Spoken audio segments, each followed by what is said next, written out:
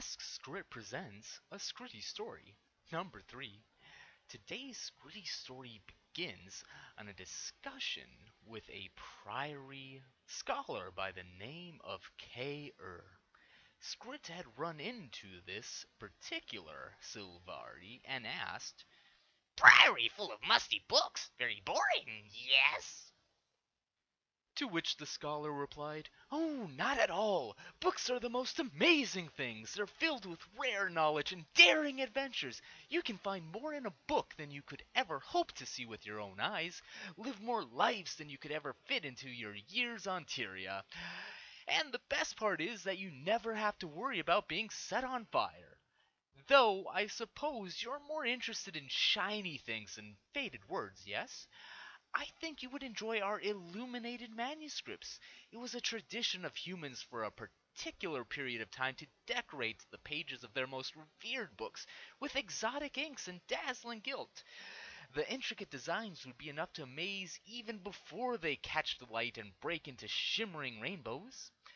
Now that I think of it, I haven't seen any Skritt in our library before. I wonder why that is. I suppose because we don't tend to let crowds in, and you guys don't really like to travel alone, do you? To which Skritt replied, Skritt travels many places by self. Big Kellis is on toes. Skritt thinks plantworm lying. Show Skritt book that plant thinks good for Skritt.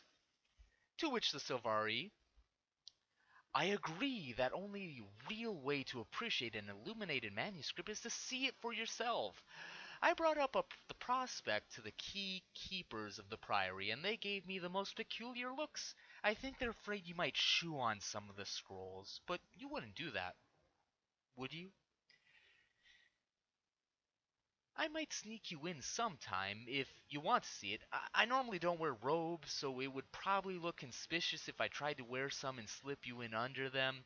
I admit I'm not the most experienced with this sort of thing. I maybe could make up some pact business to get you in. There are Skritt in the pact, aren't there?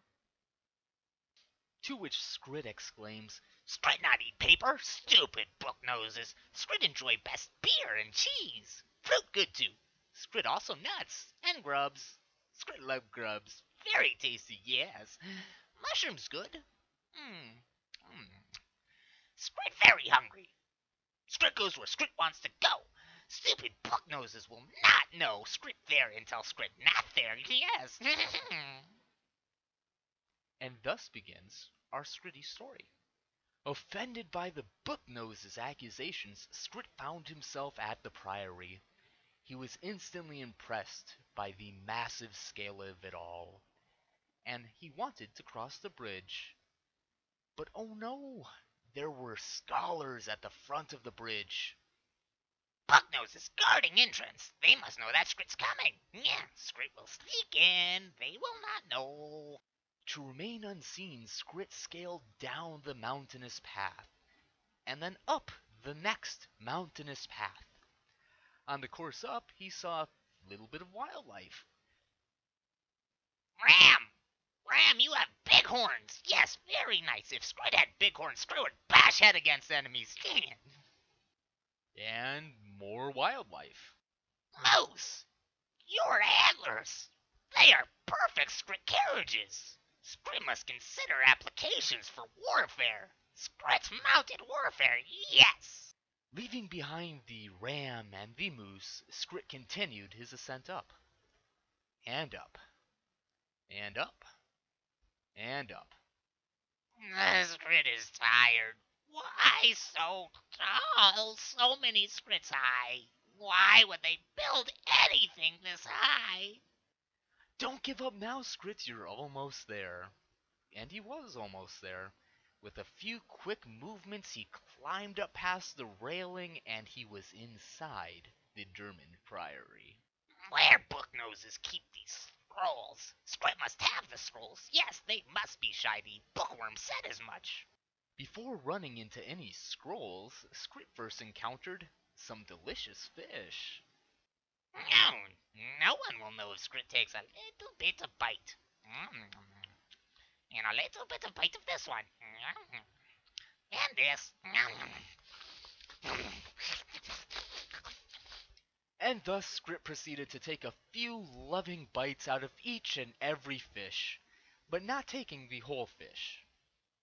Satiated with his full belly, Skritt moved on and encountered his first rack of scrolls and shinies. Yeah, these are nice. Skritt wants. Yes, we'll take these. Ooh, shiny. Skritt's answer will be better things, though. We'll come back for these.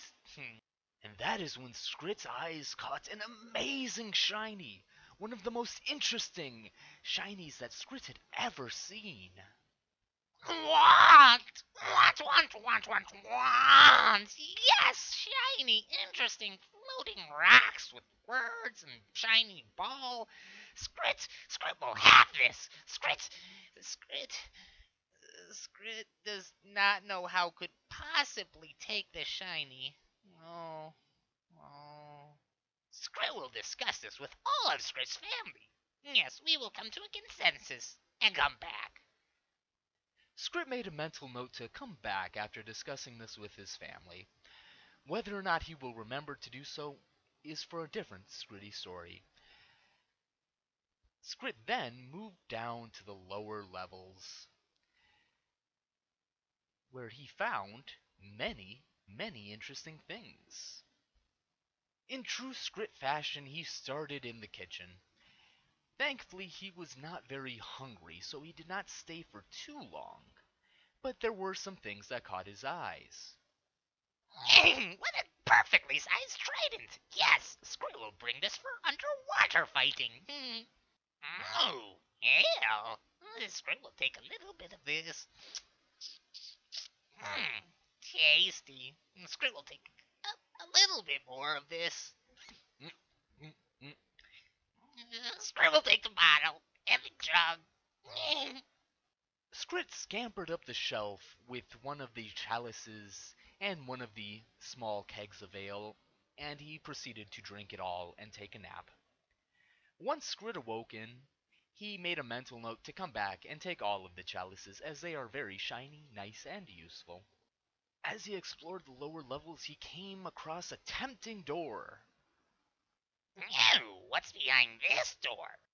Skritt found that there were many Priory scholars behind that door. After a moment of awkward silence staring at them, he closed the door and scampered off. Feeling the potential threat of being followed, Skritt scampered into the library and hid on top of one of the shelves, where he made friends with a cat. You better be quiet, meow meow, or Skritt will poke you with the sharp end. Yes, do not threaten, Skritt. Well, rather, he argued with the cat for some time. Eventually, he realized that the cat could not speak back. He then proceeded to look over the various books in the library. Dusty boring book. Dusty boring map. Nothing exciting for Skritt. No, this book has a shiny picture. Skritt will take this, yes. Many of the books held very little personal interest to Skritt, but ones with shinier covers were taken note of. And then he moved on to a different room, full of Priory scholars researching various things. Skritt, not really caring about their research, began to take anything that caught his eye. Oh, shiny bottle. What's in this? Skritt take. Oh, shiny rocks. Maybe not rocks, not sure. Purple and nice. Skritt will take. Oh, shiny crystals. Skritt will take. Oh, shiny ball thing. Not sure what does. Skritt will take. Oh, lots of useful tools. Skritt will take.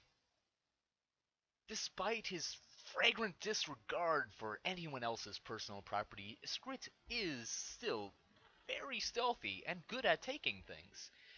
He made sure that the Priory scholars were not aware of his presence as he robbed them blind, especially the ones that were sleeping. For some of them, he even took their tools, equipments, and research subjects right out from under their noses the second they turned their eyes away from their workstations. Not quite satiated with his initial finds, Skritt scampered back and forth between the entrance and exit of the Priory many, many times throughout the evening, right until the brink of dawn, taking dozens of books, dozens of shiny things from their research labs, and, well, once again, frankly, robbing the Durmand Priory blind. Skritz packaged everything up into a bag that was far too heavy for Skrit to carry. But Skrit was in nearby company of other Skrits. With a few high-pitched chitters, many of his extended family came running up the path he took and helped Skrit run off with the loot. And thus ends the third Skritty story.